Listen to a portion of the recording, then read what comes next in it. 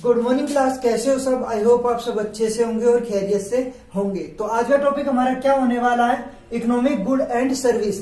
जो हमारी good and service है, इसके बदले में क्या है, हम लोगों को कुछ ना कुछ पे आउट करना पड़ता है, ठीक है ना। फॉर एग्जाम्पल मेरे पास ये मार्कर है, अगर ये मैंने मार्कर खरीदा है तो कम से कम 20 या 25 रुपए का होगा अराउंड, ठीक है ना। तो इसके लिए मुझे कितने रुपए पे करने पड़े, 20 या 25 रुपए। तो इसके लिए क्या एक तरीके से इस वस्तु को लेने के लिए जो मैंने पे आउट करा वो क्या है, इस वस्तु की कीमत, ठीक है ना। तो आज का जो कंसेप्ट है काफी अच्छा होने वाला है और हमारी क्लास बहुत ही अच्छी होने वाली है। तो करते हैं क्या हम स्टार्ट, ठीक है। तो आज क्या है, इकोनॉमिक गुड एंड सर्विस, आर्थिक वस्तु एवं सेवा, ठीक है ना। कोई भी वस्तु और कोई भी सर्विस, ठीक है ना। वस्तु ये क्या है, ये एक वस्तु है, ये विजिबल है, हम इसे देख सकते हैं, हम इसे आवाज का मतलब कुछ भी तरीके से कुछ भी करें तो क्या है, ये हमें दिखाई दे रही है। लेकिन जो सर्विस होती है वो इनविजिबल होती है, वो हमें दिखाई नहीं देती है, ठीक है। तो करते हैं हम लोग स्टार्ट। क्या है, जो इकोनॉमिक गुड एंड सर्विस, कोई भी वस्तु या कोई भी सर्विस है, ठीक है ना, उसके बदले में हमें क्या, एक कीमत अदा करनी पड़ती है, एक प्राइस हमें क्या उसे अदा करनी होती है, ठीक है ना। तो उस वस्तु के लिए वो क्या है, एक तरीके से उसे पाने का माध्यम है, ठीक है ना। मान लिया कि मुझे एक पेन चाहिए, ठीक है, एक पेन चाहिए, ये वाला ही पेन लगा लो, ये मुझे चाहिए, तो इसके लिए मैंने 20 या 25 रुपए पे आउट करे होंगे ना कहीं पे, ठीक है ना। तो जब जाके उसने मुझे दिया होगा ये, ठीक है। तो इस वस्तु के लिए वो क्या होगी, एक तरीके से कीमत होगी, और मेरे लिए ये उपयोग की वस्तु होगी, यूज की वस्तु होगी, ठीक है ना। तो प्राइस क्या है, एक ऐसा कीमत, ठीक है ना, जो किसी वस्तु या सेवा के बदले में हम पे करते हैं या अदा करते हैं, ठीक है। तो वो क्या कहलाता है, हमारे लिए क्या, वो हमारे लिए एक तरीके से प्राइस है, ठीक है ना।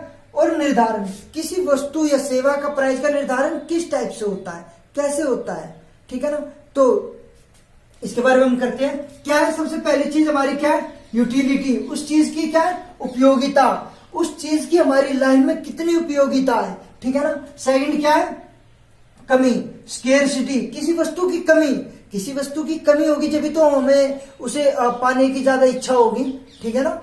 फिर क्या है, मार्केट, मार्केट भी डिपेंड करती है। और फिर क्या है, अग्रेसिव मार्केट, अग्रेसिव मार्केट एक ऐसी मार्केट है जो किसी भी गुड या सर्विस को एक तरीके से अग्रेसिव करती है, हमें उत्साहित करती है उस चीज को परचेज करने के लिए, उस चीज को खरीदने के लिए। इसके बारे में बताऊंगा, काफी अच्छी स्टोरी है इसकी तो, और आप लोग काफी अच्छे एंजॉय के साथ इस टॉपिक को पढ़ेंगे, ठीक है। तो करते हैं हम क्या, यूटिलिटी, उपयोगिता, किसी वस्तु के लिए हमारी उपयोगिता कितनी है, ठीक है ना। उपयोगिता भी प्राइस को डिसाइड करती है। उपयोगिता, अगर किसी वस्तु को लेकर हमारी जरूरत होगी तो हम उसका कुछ भी प्राइस देने के लिए तैयार होंगे ना, ठीक है ना।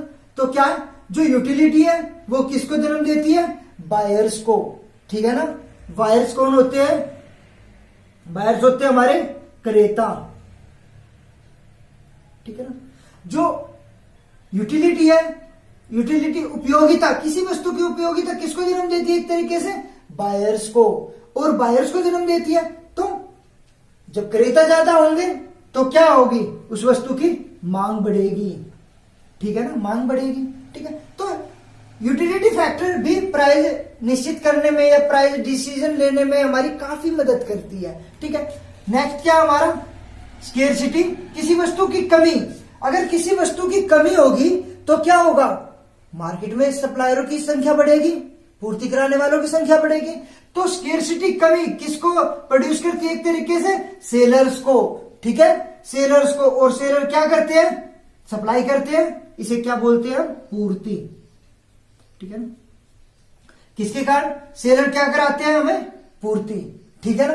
तो जो हमारी स्केर्सिटी, ये भी क्या, प्राइस डिसीजन में काफी इंपॉर्टेंट रोल अदा करती है। फिर क्या है, मार्केट, मार्केट किसे कहते हैं ये भी पता होना चाहिए हमें, जहां पर सेलर और बायर, ठीक है ना, सेलर सेल करने के लिए और बायर किसी वस्तु को खरीदने के लिए, ठीक है, किसी ऐसे प्राइस पर तैयार हो जिसपे सेलर सेल कर सके और बायर खरीद सके, तो वो क्या कहलाती है, एक तरीके से, ठीक है।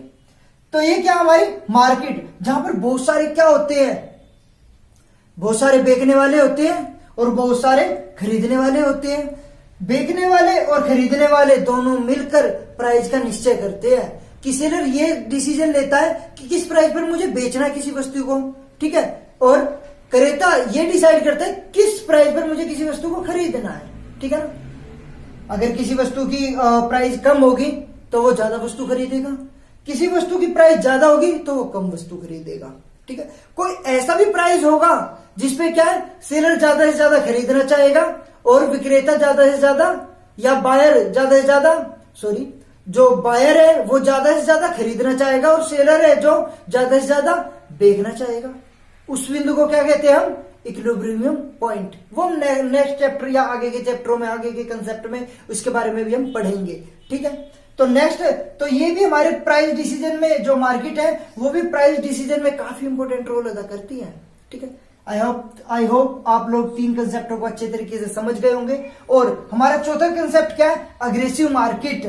अग्रेसिव मार्केट एक ऐसी मार्केट है जिसमें क्या है, डिमांड और सप्लाई की जो लो है वो क्या हो जाती है, फेल हो जाती है, बिल्कुल, ठीक है। इसका रीजन क्या है कि एडवर्टाइजमेंट के थ्रू हम किसी प्रोडक्ट की इस तरीके से अपनी जनता के आगे या अपने कस्टमर के आगे इस तरीके से प्रेजेंट करती है कि कस्टमर या जनता, ठीक है ना, या बायर्स एक तरीके से उसे लेने के लिए बिल्कुल दबाव महसूस करती है, या ये सोचती है कि अगर ये वस्तु मेरे पास नहीं हुई तो हमारे पास तो कुछ है ही नहीं, ठीक है ना।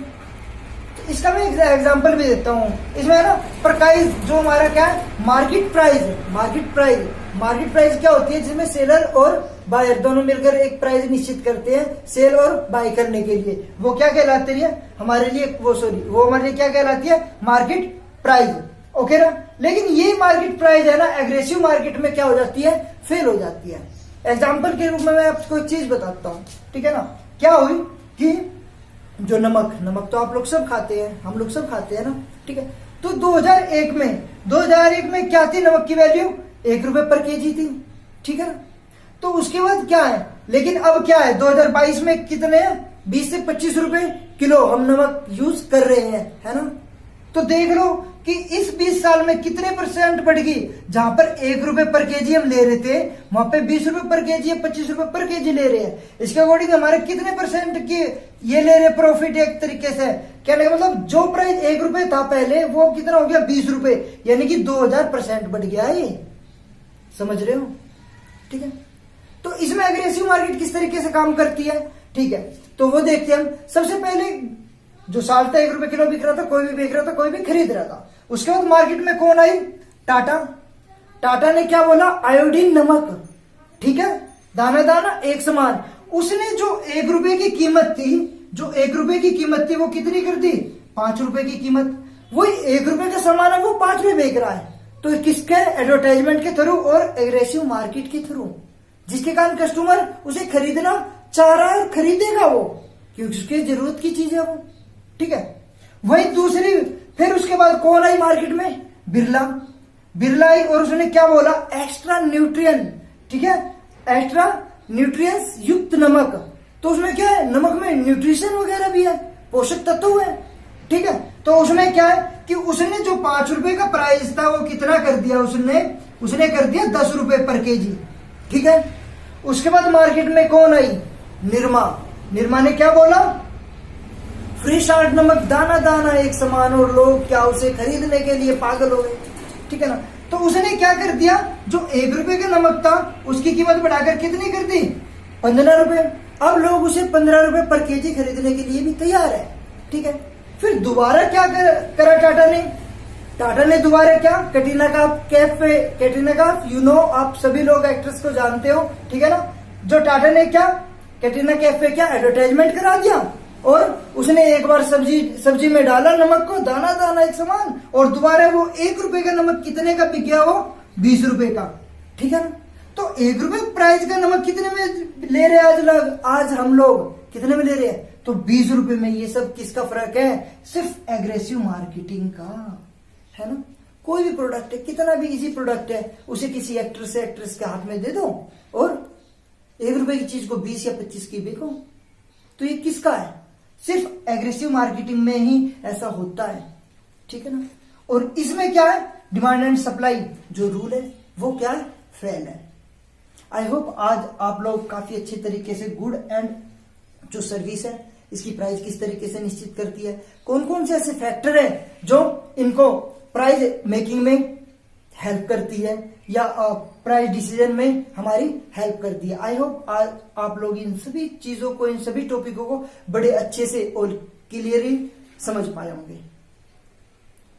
और इनसे रिलेटेड लगातार कंटिन्यू वीडियो हमारी आती रहेंगी। आप लोगों का प्यार कमेंट और लाइक के थ्रू दिखाएं। एक लाइक हमारे लिए एक मोटिवेशन का साधन है। थैंक यू दोस्तों एंड कंटिन्यू। बाय।